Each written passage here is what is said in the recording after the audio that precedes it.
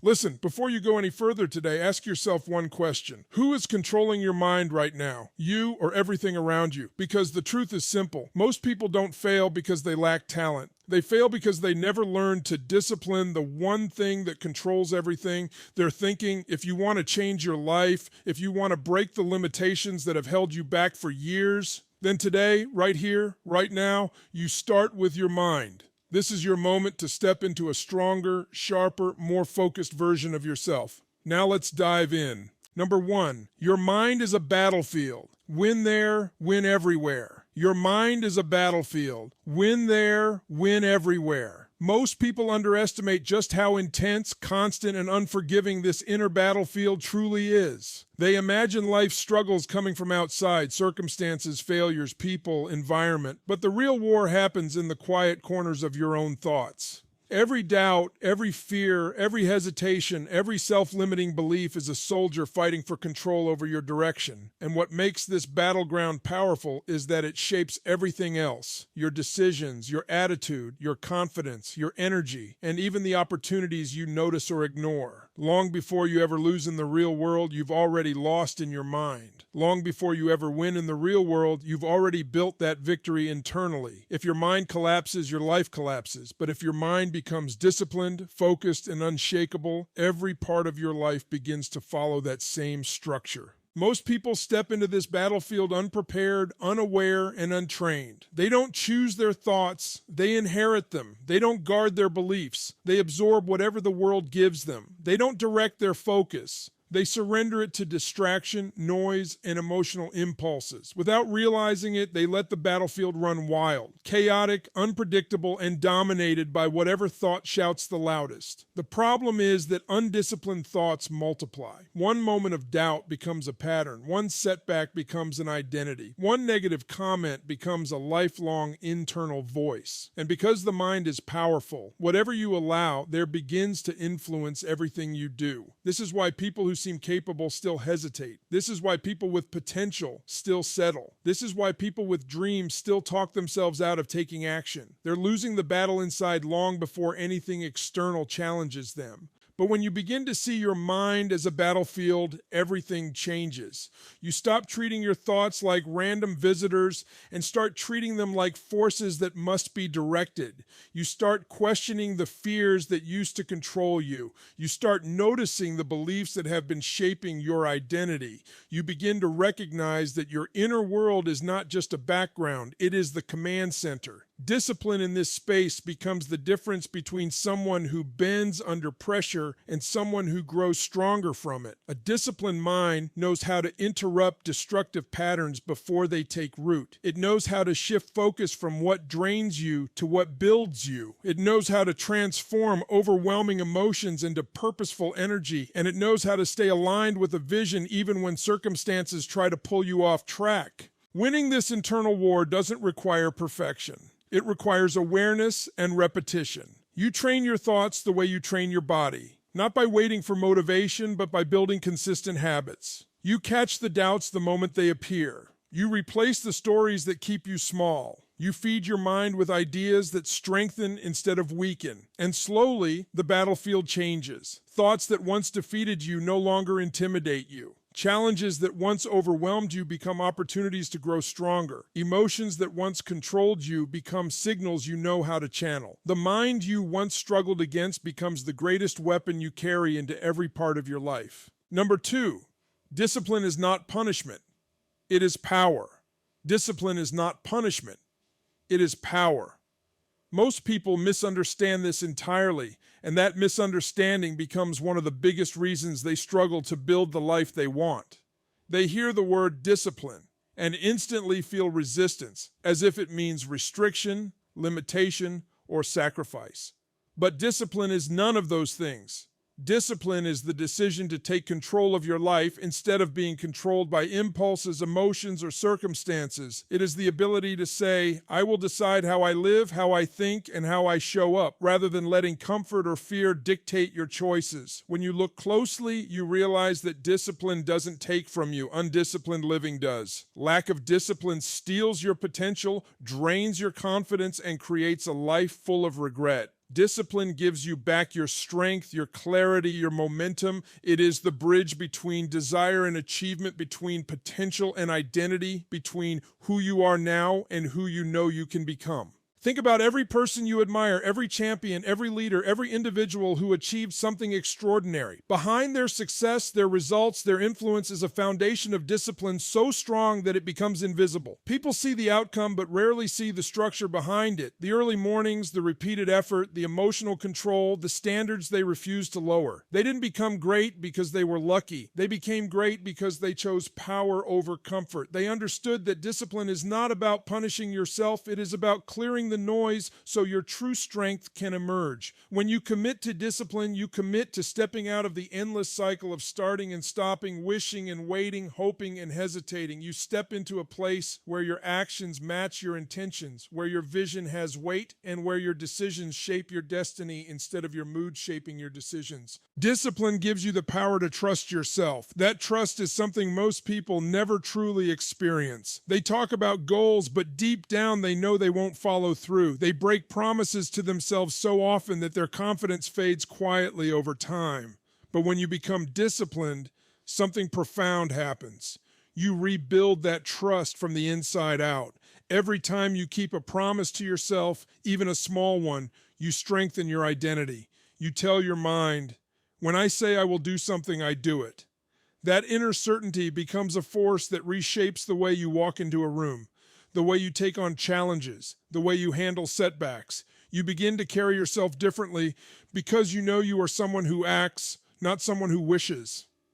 That is real power, not the loud kind, not the kind that needs validation, but the quiet, unshakable power that comes from mastering your own behavior. The truth is that discipline is freedom in disguise, freedom from procrastination, freedom from self-doubt, freedom from the emotional roller coaster that keeps so many people stuck. Without discipline, life becomes chaotic, always reacting, always behind, always overwhelmed. With discipline, life becomes intentional. You choose what matters. You direct your focus. You protect your energy. You create consistency, and consistency creates momentum. Momentum builds confidence, and confidence builds a life that feels purposeful, stable, and strong. Discipline shapes your future because it shapes the person you become along the way. It gives you access to a version of yourself that doesn't get controlled by temporary feelings, that doesn't break under pressure, that doesn't surrender to excuses. It gives you the ability to rise above the noise, to operate from clarity instead of confusion, and to create progress even when motivation disappears. Discipline is not punishment. It is the purest form of self-respect, the foundation of self-mastery, and the birthplace of every breakthrough you will ever experience. Number 3, your thoughts shape your emotional state. Your thoughts shape your emotional state, and most people never realize how much control they actually have over how they feel. Emotions do not appear out of nowhere. They are created, influenced, and shaped by the meaning you assign to every situation you face. Two people can experience the exact same event and walk away feeling completely different because their internal dialogue is different. One sees a challenge and thinks, "I'm not good enough," and instantly feels fear or discouragement. Another sees the same challenge and thinks, "This is my chance to grow," and suddenly feels motivated or determined. The event didn't create the emotion. The interpretation did. Once you understand that, you begin to realize that the emotional state you live in daily is not random. It is the direct result of the thoughts you repeatedly choose to focus on. Most people live in emotional patterns they don't even question. They wake up and immediately think about what they don't like, what they fear, what's missing, what might go wrong.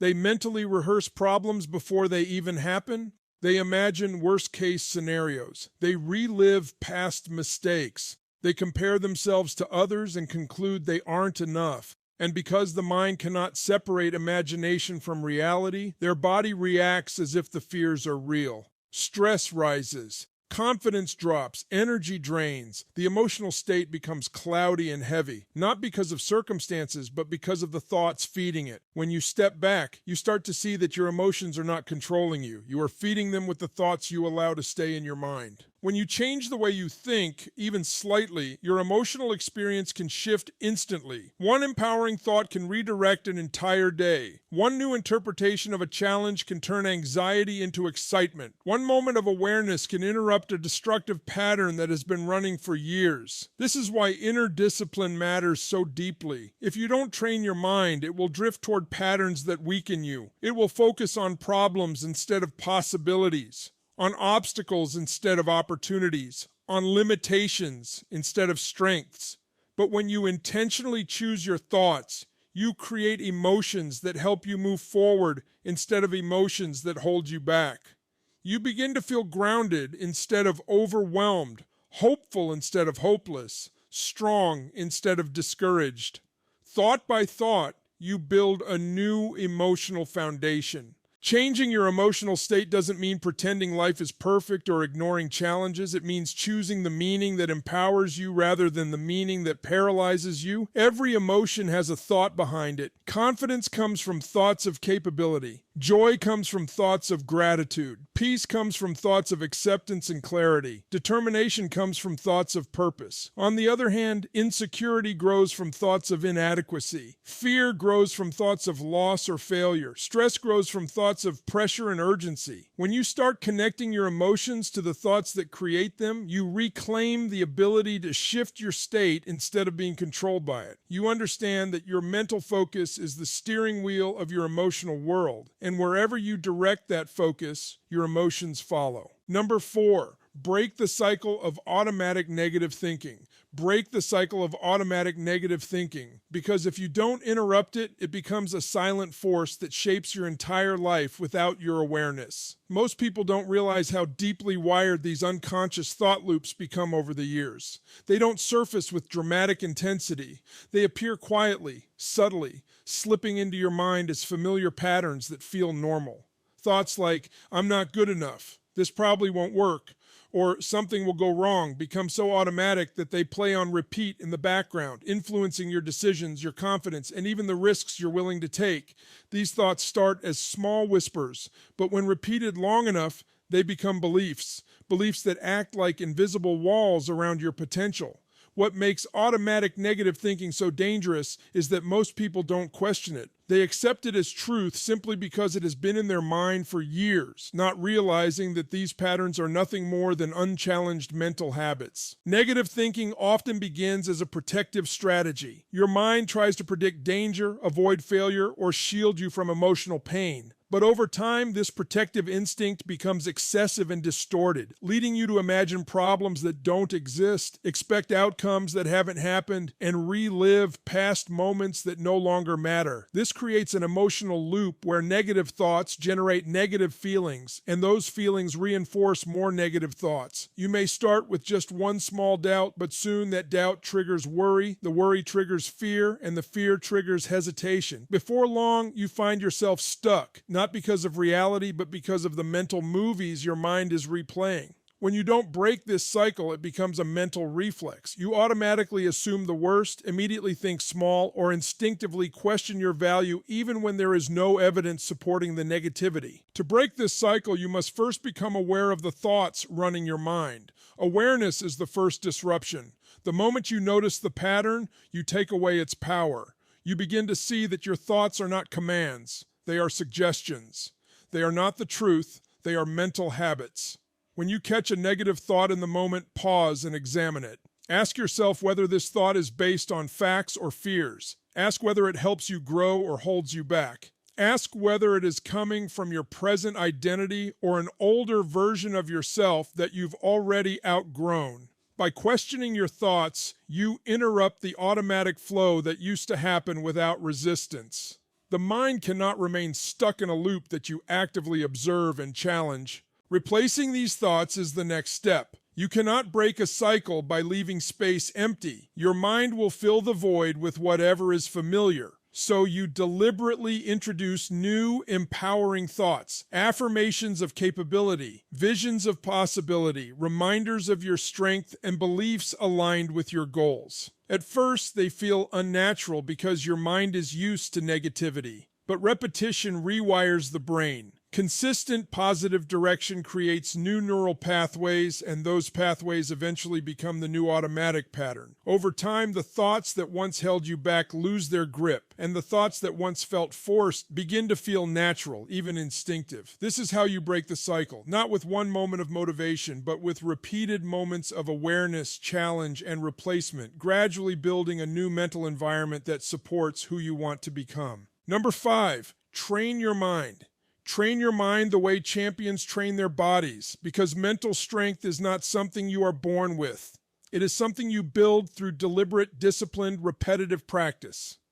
When you look at a champion athlete, you see the physical mastery, the precision, the stamina, the power, but what you don't see is the thousands of hours spent conditioning their body, refining their technique, and pushing through discomfort until excellence becomes instinctive. The same is true for the mind. Mental resilience, confidence, focus, and clarity are not gifts. They are skills. Skills that must be trained consistently, not only when it's convenient or comfortable. Just as a champion doesn't build strength with one workout, you don't build a powerful mind with one moment of motivation. You build it through daily repetition, through small, intentional choices that compound into unshakable mental mastery. When a champion trains, they understand something most people forget. The body adapts to the demands you place on it. If you lift heavier weights, the muscles grow. If you push your endurance, the lungs expand. If you challenge your limits, your capacity increases. Your mind follows the same rules. If you consistently expose it to challenging ideas,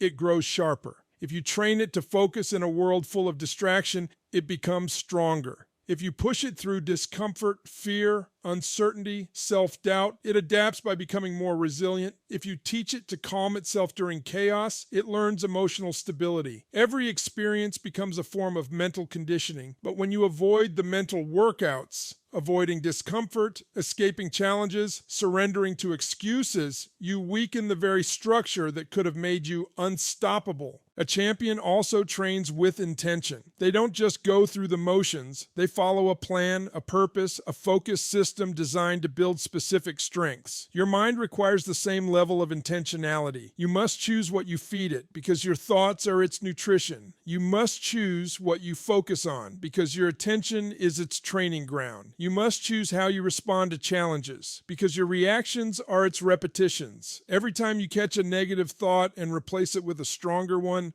you're training.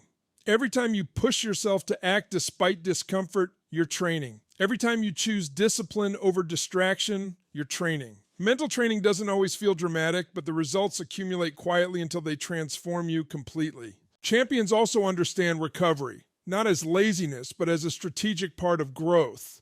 The mind needs rest, space, and clarity just as the body needs sleep between intense workouts. Stillness, reflection, and moments of mental quiet are not weaknesses. They are resets that allow your thoughts to reorganize, your focus to sharpen, and your creativity to expand. A disciplined mind knows when to push and when to pause. It knows that burnout is not a badge of honor. It is a sign of imbalance. The goal is not just power, it is sustainable power, strength that lasts, focus that endures, confidence that doesn't disappear when life gets heavy. And perhaps the most important similarity between champions and mental warriors is that neither rely on motivation. They rely on habits. Motivation gets you started, but habits keep you growing. Champions train every day because training is who they are, not what they occasionally do. When you train your mind with the same commitment, you step into a level of mental strength that influences every area of your life. You become calm when others panic. You become focused when others get distracted. You become determined when others quit, because you have conditioned your mind to respond with power, not weakness, and with discipline, not emotion. Number 6.